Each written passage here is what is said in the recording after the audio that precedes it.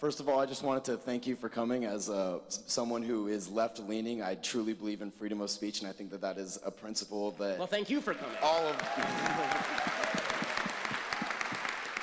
So, my question was about abortion, and I just wanted to know, why exactly do you think a first trimester fetus has moral value? Okay, so a first trimester fetus has moral value because whether you consider it a potential human life or a full-on human life, it has more value than just a cluster of cells. If left to its natural processes, it will grow into a baby. So the real question is, where do you draw the line? So you're going to draw the line at the heartbeat, because it's very hard to draw the line at the heartbeat. There are people who are adults who are alive because of a pacemaker. They need some sort of outside force generating their heartbeat. Okay, are you going to do it based on brain function? Okay, well, what about people who are in a coma? Should we just kill them? Right? The problem is, anytime you draw any line other than the inception of the child, you end up drawing a false line that can also be applied to people who are adults. So either human life has intrinsic value or it doesn't. I think we both agree that adult human life has intrinsic value. Can we start from that premise? I believe that sentience is what gives something moral value, not necessarily being a human alone. Okay, because, so when you're asleep, can I stab you? I'm still considered sentient when I'm asleep. Okay, if you are in a coma from which you may awake, can I stab you? Well then, no. I guess not. I mean, like, I'm glad you answered that, because I have no interest in actually murdering you. But that's still potential sentience, and it's still a potential... Like, I agree, it is potential sentience. You know what else is potential sentience? Being a fetus. The issue with that... The issue I have with that, though, is that if I'm in a coma and I'm not, like, doing anything to anyone, I'm not causing any issues amongst the world, whereas an unwanted child may or may not be a burden to people. Okay, well, there are lots of people who are unwanted, right? I mean, there are lots of people's parents who are unwanted, right? We're a bunch of college students.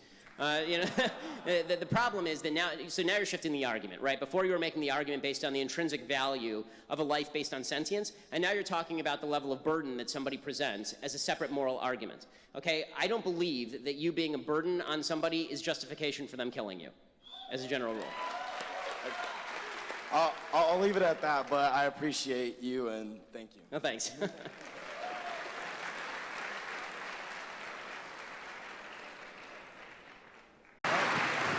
Happy Halloween, Ben. Thank you. Yeah. So I have an issue with your stance on abortion. Okay. Right. So you define life as starting at conception through biology, pretty much. But I think you take the stance that life is intrinsically valuable because it's life. And that's where I disagree. I think there's two things that make life valuable. I think consciousness, the ability to experience pain, senses and stuff like that, and personal identity. In particular, psychological continuity identity. So the fact that we have memories, we have relationships, people have relationships to us. I think those are Do you need both of those, or is it neither or? I just want to clarify your position. Either or. Okay, so if it's either or, then people with Alzheimer's have real continuity problems, you can't kill them. No, because people still have relationships with them though, right? So like just because you have like... I mean, you have a relationship with them, but with people with advanced stage Alzheimer's, they really don't have a relationship. Okay, but for the sake of example, like let's say someone dies, right? The family gets to decide what you do with the body. Because I know what you say. When you say, someone says, oh, it's just consciousness, and then they're brain dead, you say, well, can you stab them? No, you can't. Because that's the family's decision what to do with the body. It's the person's decision what they want to do. So if the family decides to stab them, it's okay to stab the when they're brain dead? Yeah, if they want to No, not brain dead. Let's say that you're comatose for a specifically and predictably short period of time, say 9 months. Say now, well, what is the person? Yeah. No.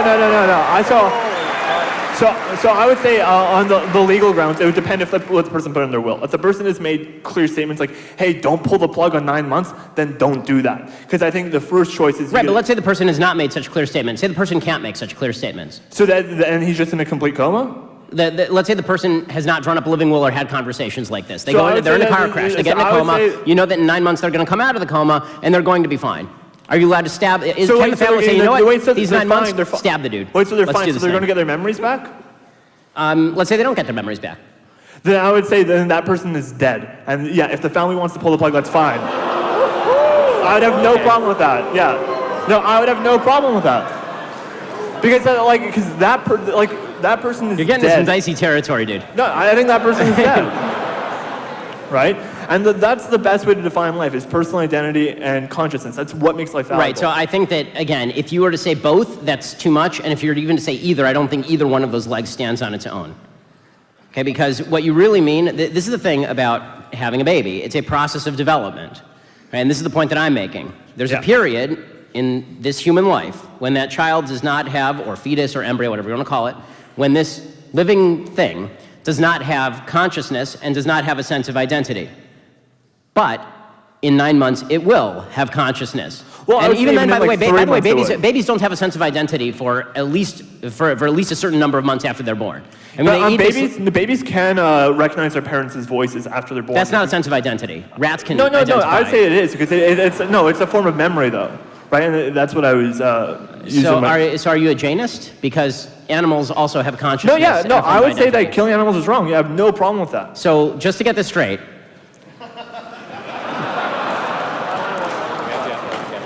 killing Fluffy the hamster, deeply wrong. Killing a dude who who's going to wake up from a coma in 9 months with memory problems, totally cool.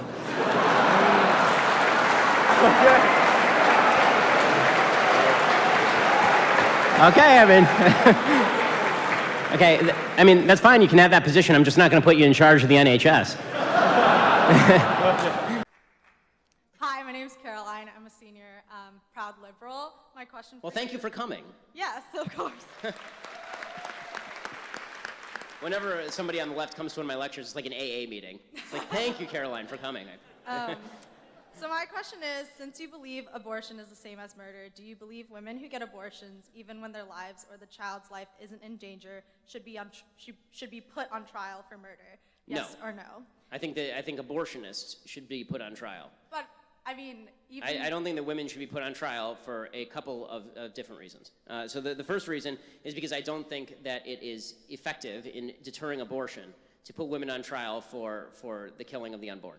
The second reason is because I think that we in our society have unfortunately gotten to such a point that an entire generation have been indoctrinated to believe, particularly an entire generation of women, since that's what we're talking about here, have been indoctrinated to believe that a baby is a polyp, and so when they remove it, I'm not sure there's the actual mens rea necessary, the actual criminal intent necessary for a prosecution.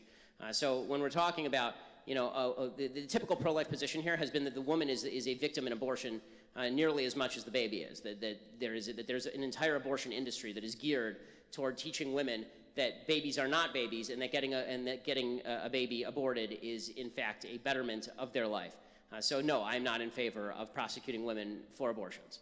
But I mean, there are a lot of women who do have the intent, right? Like if a woman goes to an abortion clinic, they are ordering the murder of their child, in your opinion, like what you would say. So well, do they not again, have the mens rea? So I gave you two reasons. One, a public policy one, and one, like, you'd have to show me, you'd really have to show me the case of a woman who went in there and said, I know this is a baby, cut its brains out.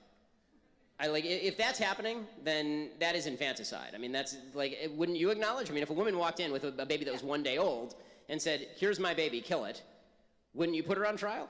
But that's not what we're talking about. In the vast majority of abortions, the truth is, unfortunately, that women don't actually believe they are killing a child. They actually believe they are killing something that is non-human and is the same thing as removing a tumor or something.